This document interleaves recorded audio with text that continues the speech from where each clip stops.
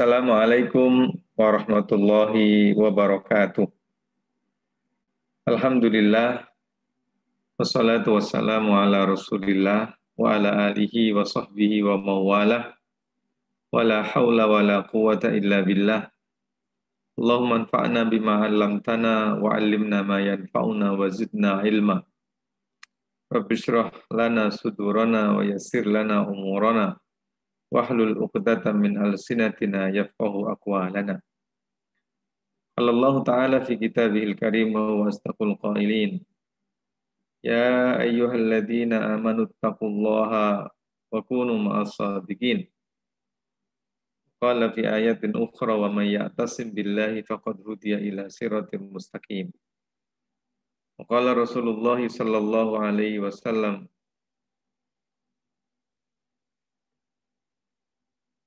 khairukum li ahlihi wa ana khairukum li ahli au kama qala Rasulullah sallallahu alaihi wasallam. Sahabat Asad TV dimanapun Anda berada yang dikasihi, alhamdulillah pada kesempatan kali ini kita diperkenankan oleh Allah untuk bersua. Mudah-mudahan perjumpaan ini perjumpaan yang diberkahi, perjumpaan yang membawa kemakbulan, menghadirkan keberkahan dalam kehidupan kita. Salah satu di antara keinginan setiap pribadi ketika membangun rumah tangga adalah mendapatkan kebahagiaan di dalam rumah tangga. Kebahagiaan tersebut dapat diupayakan dengan cara membangun romantisme bersama pasangan. Sebagian kita memahami romantisme bersama pasangan kadang-kadang diungkapkan dengan bahasa-bahasa verbal. Kadang-kadang diucapkan dengan ungkapan-ungkapan yang surprise. Mungkin dalam bentuk sentuhan, mungkin dalam bentuk hadiah, dan seterusnya. Tapi kalau kita perhatikan bagaimana teladan kita Rasulullah Sallallahu Alaihi Wasallam membangun keharmonisan bersama pasangannya, ternyata juga kita dapatkan ada sketsa keromantisan ketika melaksanakan ibadah. Sebagai salah satu contoh adalah ketika Rasulullah Sallallahu Alaihi Wasallam memasuki bulan Ramadan, lebih-lebih di 10 hari terakhir, justru Rasulullah Sallallahu Alaihi Wasallam membangunkan keluarganya. Ibunda Aisyah mengatakan, karena Rasulullah sallallahu alaihi wasallam idza dakhala asyral awakhir min Ramadan aiqadha ahlahu. Membangunkan keluarganya, membangunkan anak dan istrinya. Ahya lailahu, menghidupkan malam-malamnya dengan melakukan sujud dan takarrub. Wa syadda mi'zarahu, dan mengikat kain yang digunakan busana Rasulullah Sallallahu Alaihi Wasallam.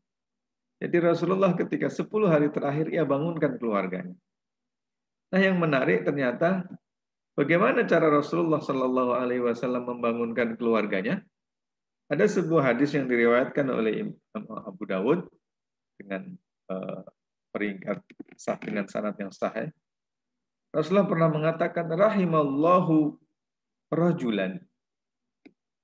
Semoga Allah mengasihi seorang suami. Qama minal laili, bangun daripada tidurnya pada waktu malam. Fasalla, kemudian salat.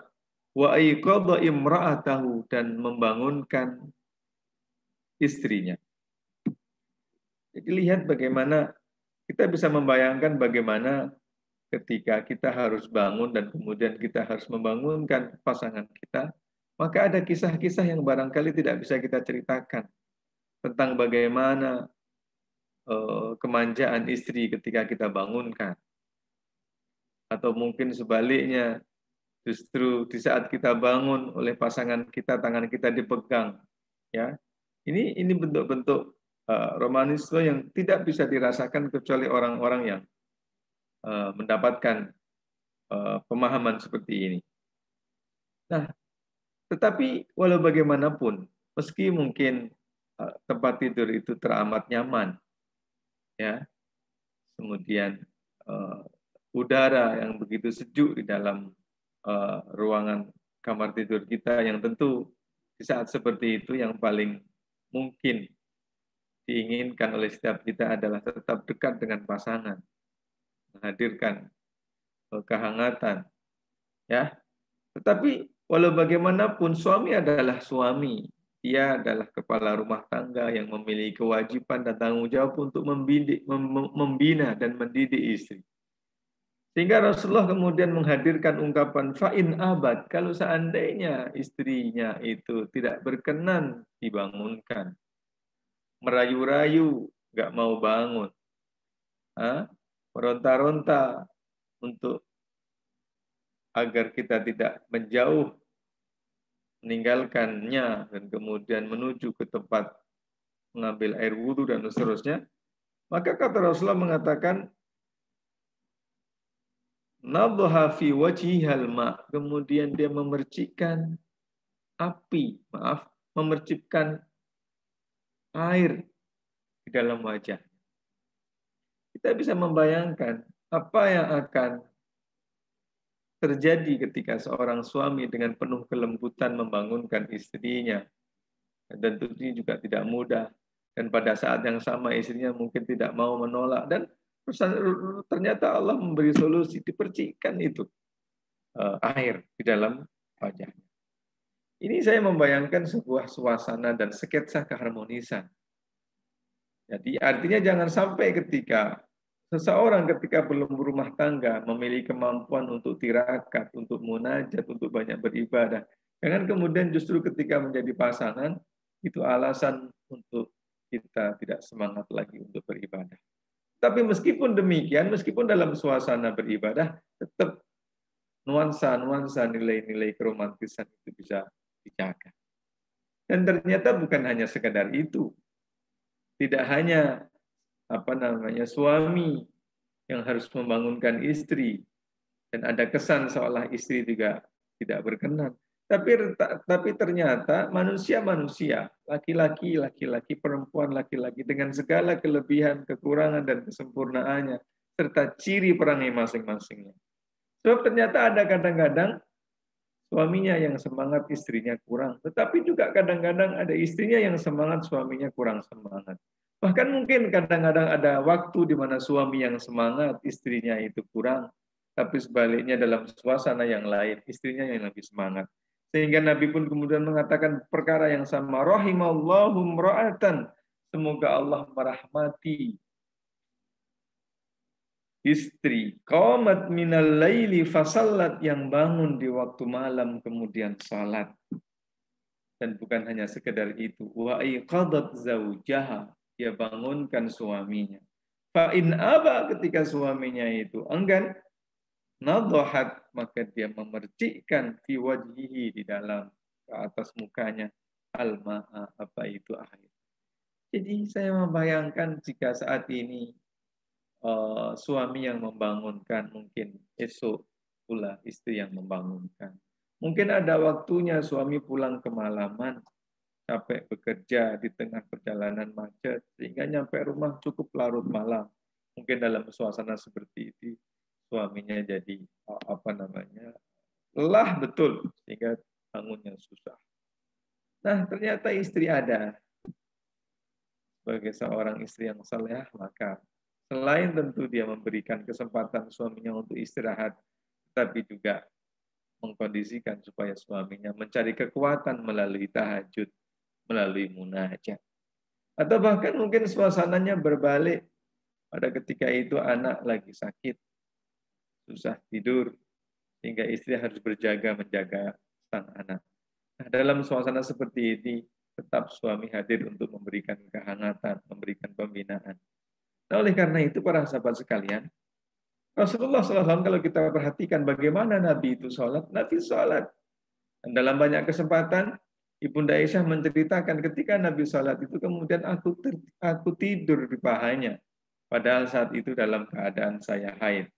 Sehingga hadis ini secara fikih juga seringkali dijadikan sebagai alasan, ya, bahwa seseorang yang sedang haid, ya, orang yang sedang sholat itu tidak batal ya ketika bersentuhan dengan mahramnya. Tetapi yang menarik saya perhatikan ya, Rasulullah SAW dan Ibunda Aisyah itu hidup dengan cara yang sangat sederhana, hidup dengan cara yang sangat simpel, manusiawi sekali. Tidak sama seperti kita. Kita ini kalau seandainya bangun rumah itu seolah-olah harus ada musola begitu ya. Kemudian di situ terlihat sajadah selalu terbuka sehingga seolah-olah terkesan bahwa kita ini sholat tahajud malamnya.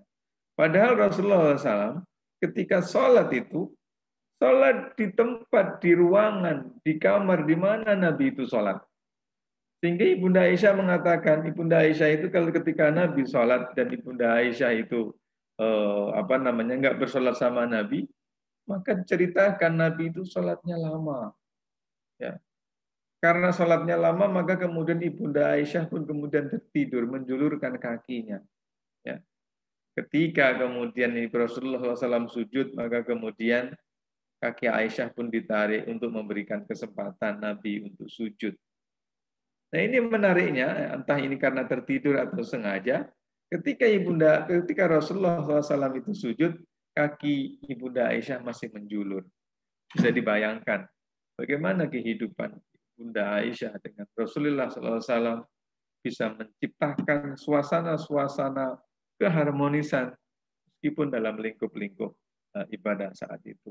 Jadi kadang-kadang kita ini lebih banyak mendesain yang terlihat performan rumah kita seolah-olah terlihat sangat syar'i kalau sudah ada musolanya. Padahal bisa saja musolanya ada tetapi tidak pernah digunakan untuk sujud. Ya, sajadahnya terhampar supaya terkesannya digunakan untuk sholat. Bahkan mungkin terhampar itu tanda bahwa nggak pernah sholat. Tetapi kalau Ibunda Aisyah bilik di mana Rasulullah SAW itu istirahat, di tempat itu pula lah kemudian Rasulullah SAW bersama Ibunda Aisyah sholat. Tentu ini adalah sholat sunnah yang kita sampaikan dari tadi. Karena Rasulullah sholat wajibnya itu selalu di masjid. Ini diantara cara-cara Rasulullah SAW membangun keharmonisan bersama pasangan. Jadi contoh misalkan bagaimana romantisnya hubungan Rasulullah dengan Ibunda Aisyah itu dengan cukup luar biasa. Misalkan pada satu kesempatan Rasulullah pulang dan kemudian bertanya kepada Ibunda Aisyah, "Ya Aisyah, hal indakum syai'?" Wahai Aisyah, apakah ada sesuatu yang bisa saya santap untuk sarapan? Maka Ibunda Aisyah pun menjawab, "Fakultu, ya Rasulullah ma indana syai'," kata Ibunda Aisyah. "Ya Rasulullah, enggak ada apa-apa." Mendengar jawaban daripada ini, Rasulullah kemudian mengatakan, "Faidan fa inni shaim." Kalau begitu saya puasa. Saya tidak membayangkan bagaimana Rasulullah dan Ibunda Aisyah itu berhasil membangun sebuah komunikasi yang sangat simplicity, simple, tetapi syarat dengan makna-makna keharmonisan. Bagaimana mungkin seorang istri ya tidak bingung, tidak pusing, tidak rusai pada saat tidak ada bahan makanan yang bisa digunakan untuk dimasak. Ya. Ini kan berbeda dengan pasangan-pasangan kita yang hidup di akhir zaman. Kadang-kadang di kulkas itu masih ada bahan, ya. Kadang-kadang di freezer masih ada bahan. Itu pun kalau sudah minta belanja, Masya Allah, luar biasa. Begitu pula sebaliknya, saya membayangkan bagaimana Nabi itu dengan simpelnya mengatakan, sudah kalau nggak ada makanan, saya puasa saja. Nggak sama seperti bapak-bapak sekarang. Kadang-kadang makanan nasi sudah tersedia, ayam sudah ada, mungkin nugget sudah ada. Kemudian dia mengatakan, "Mi, makanannya cuma ini aja, Mbak." Dengan beragam jenis makanan tadi katanya makan ini saja. Dan lebih aneh kadang-kadang bapak-bapak itu ngasih belanja uang sedikit, tapi giliran makanannya sederhana, makanannya apa adanya, dia pun marah-marah. Lihat, jadi Rasulullah SAW itu berhasil mendidik para istrinya dengan penuh, subhanallah, Ya, oleh karena itu siapapun yang kemudian menjadi istri Rasulullah itu menjadi orang yang pintar. Ibunda Aisyah salah satu contohnya. Maka semua jenis hukum-hukum yang terkait dengan persoalan privasi rumah tangga Rasulullah, thaharah, haid khususnya bagi perempuan, ini kita dapatkan dari jalur Aisyah. Nah, jadi ternyata ledekan Rasulullah, perbincangan Rasulullah bersama Ibunda Aisyah di pagi hari tentang sarapan, dan ternyata nggak ada sarapan, itu ternyata menjadi hukum. Oleh karena itu para ulama menyebutkan, memungkinkan bagi orang yang sedang ingin melaksanakan puasa sunnah untuk tidak niat di awal fajar. Sementara kalau puasa wajib maka dia harus niat. Tetapi kalau puasa sunnah boleh tidak niat. Asal mulai dari fajar belum makan. Jangan nanti jam 6 itu ngopi sama nasi uduk, tetapi jam setengah 8 bilang mau puasa, itu nggak boleh. Tapi kalau puasa sunnah mulai fajar sampai jam 8, belum makan, belum minum, belum melakukan, mohon maaf, berhubungan, dan kemudian kok sepertinya pengen puasa pada saat itu niatnya memungkinkan. Jadi, apa? Romantisme seperti apa yang Rasulullah SAW ajarkan?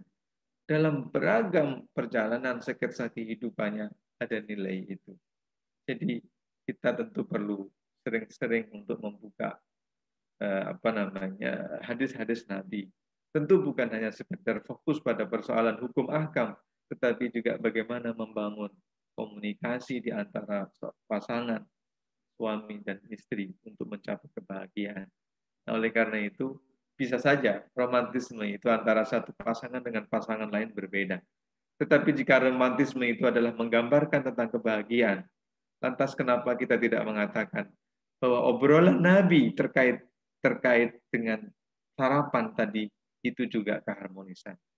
Jika seandainya ending daripada romantisme itu adalah kebahagiaan, kenapa kita tidak membayangkan bagaimana Rasulullah membangunkan istrinya, bagaimana kita membangunkan istri kita dan istri kita tidak berkenan, lantas kita mengambil air, kita percikan, mungkin ada suara-suara lirih, mungkin ada suara-suara rengekan, bukankah itu juga bagian daripada romantisme? Jika seandainya ending dari romantisme itu adalah kebahagiaan, kenapa kita tidak menganggap bahwa di saat pasangan kita itu tidur di hadapan tempat sujud kita, karena kita membaca bacaan panjang di dalam rakaat-rakaat kita, dan ternyata ketika kita sampai ruku, istri pun juga masih di situ, bahkan mungkin menatap mata pandangan kita, sehingga terdetik dalam hati kita, kalau seandainya sampai sujud istri saya masih di situ, apa yang terjadi? Dan ternyata ketika kita meletakkan dahi kita, tiba-tiba istri kemudian menggeser kepalanya. Bukankah ini adalah romantisme? Billahi taufiq wal hidayah. Assalamualaikum warahmatullahi wabarakatuh.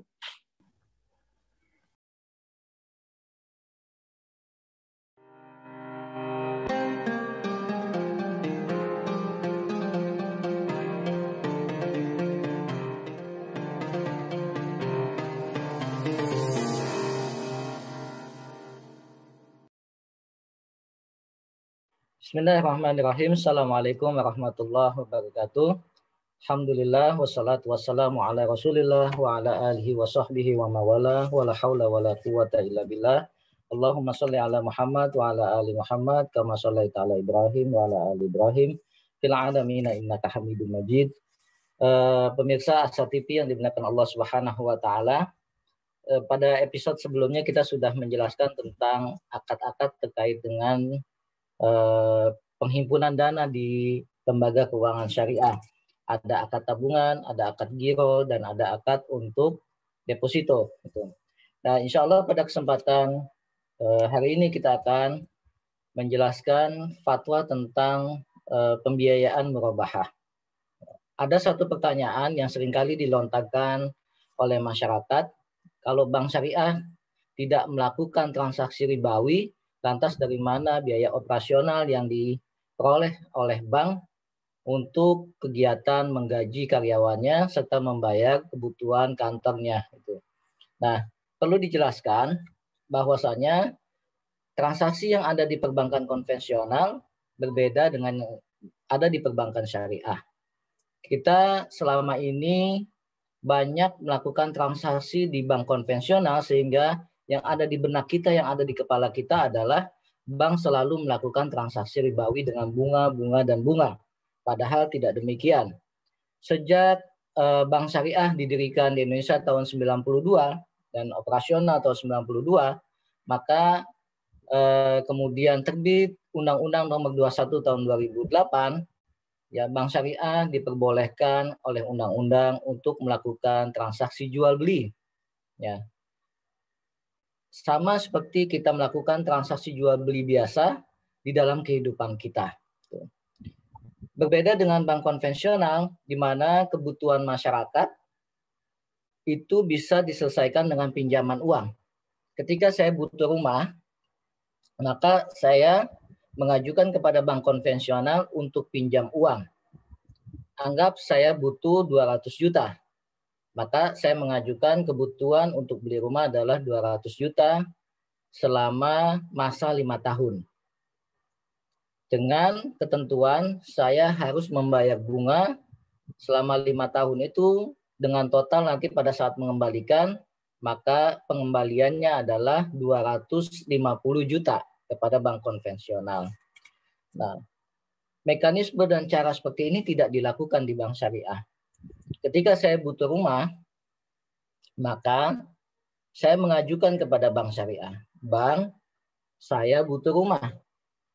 Saya pengen rumah yang seperti A, B, dan D. Ini spek yang saya butuhkan rumah tersebut. Maka pada saat kita mengajukan, kita membuat purchase order, pesanan kepada bank, saya ingin membeli rumah seperti ini. Maka bank berkewajiban untuk mencari rumah sebagaimana yang kita butuhkan. Karena saya sudah tadi mengajukan kepada bank, maka bank mengajukan dan mencari rumah yang dibutuhkan oleh saya sebagai nasabah.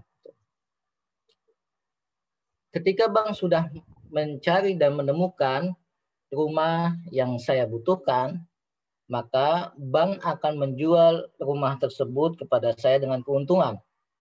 Anggap bank tadi mendapatkan rumah dengan harga 200 juta. Karena saya akan membeli menyicil, maka bank menjual rumah tersebut kepada saya yang tadi harga pokoknya adalah 200 juta, bank menjual kepada saya menjadi 250 juta. Ya. 250 juta ini akan dibagi sesuai dengan jangka waktu yang saya mampu untuk membayarnya. Dalam hal ini adalah kemampuan saya membayar selama 5 tahun. Maka harga jual yang tadi 250 juta itu akan saya bayar dicicil atau diangsur selama masa pembiayaan, yaitu 5 tahun. Anggap kalau 250 juta dibagi 5 tahun, itu akan keluar angka setiap bulannya saya berkewajiban membayar sesuai dengan yang disepakati antara saya dengan bank. Ini transaksinya mirip antara konvensional dengan bank syariah. Tapi ada satu hal yang menjadi sangat urgent, sangat penting yang membedakan antara keduanya. Kalau di bank konvensional saya meminjam uang kemudian mengembalikan ada kelebihan bunga dengan mekanisme bunga, yang bunga itu dalam fatwa Majelis Ulama Indonesia dikategorikan adalah transaksi ribawi. Nah, adapun di bank syariah yang terjadi adalah jual beli. Ketika saya butuh rumah, maka bank mencarikan rumah yang saya inginkan. Nah, pada saat itu setelah rumahnya ada, bank menjual rumah itu kepada saya. Sama-sama harganya adalah 200 juta. Di bank konvensional saya pinjam tadi uang 200 juta, ya. Kalau di bank syariah, bank menjual kepada saya rumah yang harga pokoknya adalah 200 juta plus keuntungan bank 50 juta sehingga totalnya adalah 250 juta. Di ujungnya sama. Sama-sama 250 juta kalau kita mengambil dari pinjaman dari konvensional maupun transaksi jual beli harga jual rumah di bank syariah, ya. Jadi hasilnya mirip dan sama tapi caranya berbeda. Nah, inilah yang Allah Subhanahu wa taala jelaskan kepada kita, wa ahallallahu al-bai'a wa harrama riba. Dan Allah menghalalkan jual beli serta Allah mengharamkan transaksi ribawi. Hasil boleh sama, namun cara berbeda. Yang satu hukumnya adalah haram, sedangkan yang satu adalah halal dan diridhoi oleh Allah Subhanahu wa taala. Oleh karena itu, untuk lebih detail penjelasan tentang transaksi jual beli murabahah ini akan kita jelaskan pada episode yang akan datang ya secara lebih detailnya. Oleh karena itu ini hanya sebagai pembuka buat kita semua supaya kita menyadari bahwasanya ketika kita butuh rumah itu memiliki cara yang berbeda antara di bank konvensional dengan di bank syariah. Kita tunggu di episode selanjutnya. Hadanallahu wa iyyakum ajmain. Assalamualaikum warahmatullahi wabarakatuh.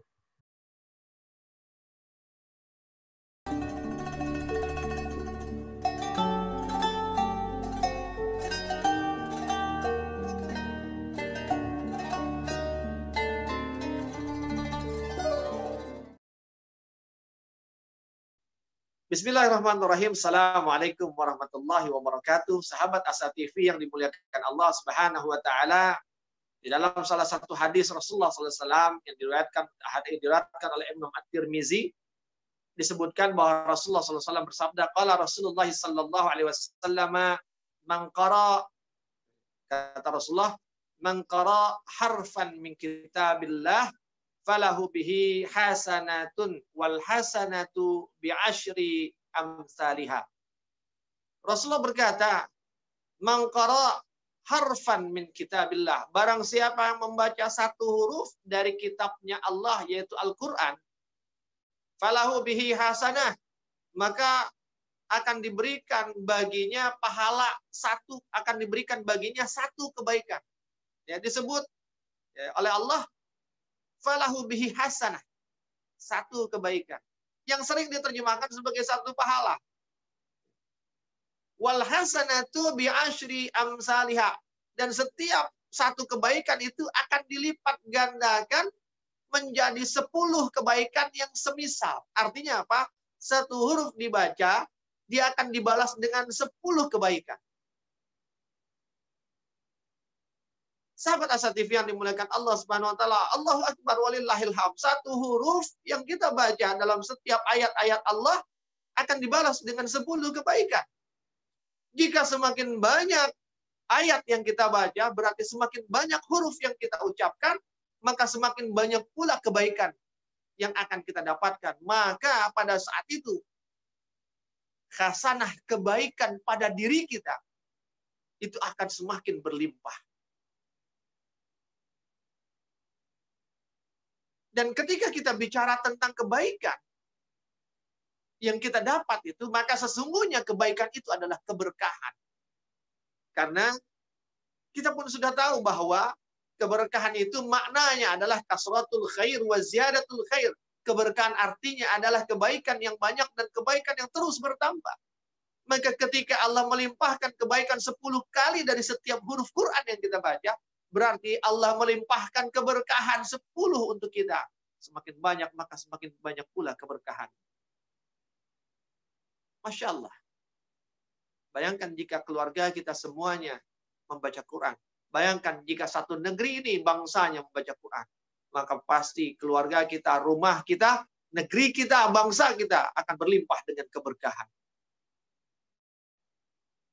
Sahabat Asa TV yang dimuliakan Allah, kebaikan dan keberkahan akan menghasilkan satu hal. Apa itu? Hayatun tayyibah atau hayatan tayyibah.